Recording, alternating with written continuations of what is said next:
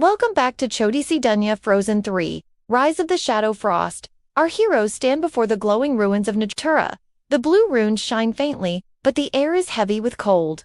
Anna runs her fingers over the nearest one, eyes wide with awe.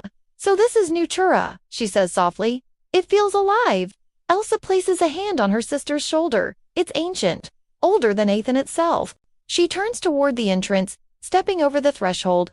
The frost on the walls immediately grows darker. Anna shivers, drawing closer to Elsa, but the biggest shock comes from Olaf, who nervously hides behind Sven. "I don't like this place," he says. "Even the icicles look angry." A sudden gust of wind blows through the chamber, making the blue lights flicker. Then a deep voice echoes through the shadows. "You should not have come." They all spin around to see the source, watching as the frost on the walls shift and swirl. It gathers into the shape of a tall, armored figure, formed of jagged black ice. Glowing bright blue eyes pierce the darkness as the figure strides toward them. "Whoa," Kristoff says, readying his axe. "That's no ice man." Anna steps forward, sword drawn. "Who are you?" "I am the guardian of magic," the figure booms. "And humans do not belong." He lunges, forcing them to jump out of the way as he crashes into the wall. The force of the blow makes the entire structure tremble. "We are not your enemy," Elsa says, stepping forward. "Magic and people can live together." "You misunderstand," the Iceman says, voice dripping with disdain. "Your world only takes, destroys, and consumes. I will end it before it ends me." The ground shakes as he slams his fist into the floor. Black frost surges across the floor, taking the shape of wolves that snarl and bare their fangs. They circle the group, cutting off their escape. "Here we go again," Kristoff mutters, readying his axe for another battle. Anna smirks, enjoying the challenge. "At least this time, we're ready." The Frost Warden lets out a war cry and charges, forcing them to flee deeper into the ruins. They race through the tunnels, dodging falling debris and the snapping jaws of the wolves. Suddenly, the passage opens up into a large chamber. In front of them stands a massive statue of an ice queen wearing a familiar hooded cape. "Who is that?" Anna asks, looking at Elsa. "I don't know," Elsa whispers back, her eyes fixed on the statue. "But I think we need to get to higher ground." The Frost Warden pushes past her, leaping onto the back of a nearby wolf.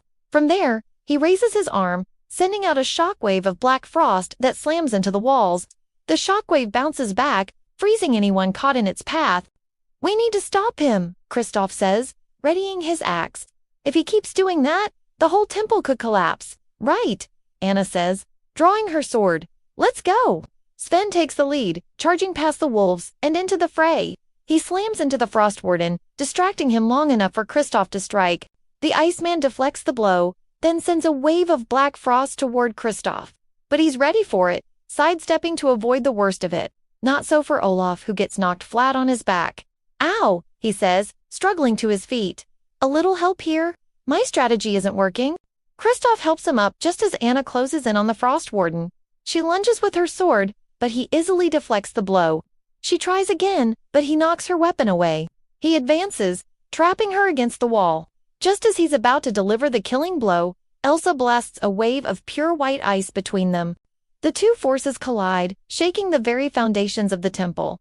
The energy blasts back at Elsa, knocking her down. She scrambles back, narrowly avoiding the worst of the blow. But something's different this time.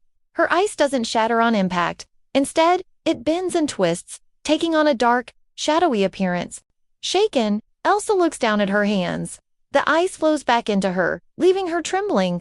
Before she can react, the Frost Warden lunges, forcing her to blast another wave of ice between them. This time, though, the shadowy ice is stronger. It holds its shape, forcing the Frost Warden to stumble back. As he recovers, he catches sight of himself and the ice shards flying through the air. Startled by what he sees, he quickly looks away. "What? What are you showing me?" Elsa asks, hesitantly getting to her feet. The Frost Warden shakes his head, eyes narrowed in anger. "Your power is not yours alone. You are only the latest, and you will fall like the rest." With a roar, he charges, forcing them to flee once more. They run for what feels like hours, the constant tremors shaking the very foundations of the temple. Finally, they reach a dead end. The passage is too small for the Frost Warden to enter, but the exit is blocked by a massive wall of black frost. "It's collapsing," Anna cries, turning back to face the horde of ice wolves. "There's too many. We can't get through." "There has to be another way," Elsa says, frantically searching for a solution. She notices a series of blue runes glowing faintly in the darkness. An idea forms in her mind. With a determined nod, she steps into the center of the room, raising her hands. Taking a deep breath, she focuses all her power into her hands and lets out a mighty roar. A huge burst of magical energy erupts from her, blasting the wall of frost apart. Outside, the sky has darkened. Heavy snowflakes swirl through the air, whipped into a frenzy by a powerful wind. The frozen wasteland stretches out before them, empty and silent. "Where did he go?" Anna asks, scanning the horizon. Suddenly, the ground beneath their feet begins to shake.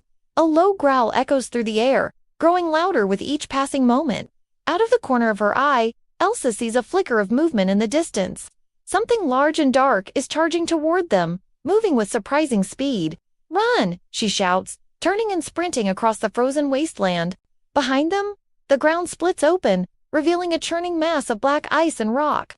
The creature crashes through the surface, sending a shockwave that freezes the nearby trees solid. It lets out a deafening roar, shaking the very foundations of the frozen kingdom. The episode ends with the Frost Warden's voice echoing across the land. The shadow frost has already begun. Nothing can stop it. See you next time for Frozen 3, Rise of the Shadow Frost. Don't forget to like and subscribe.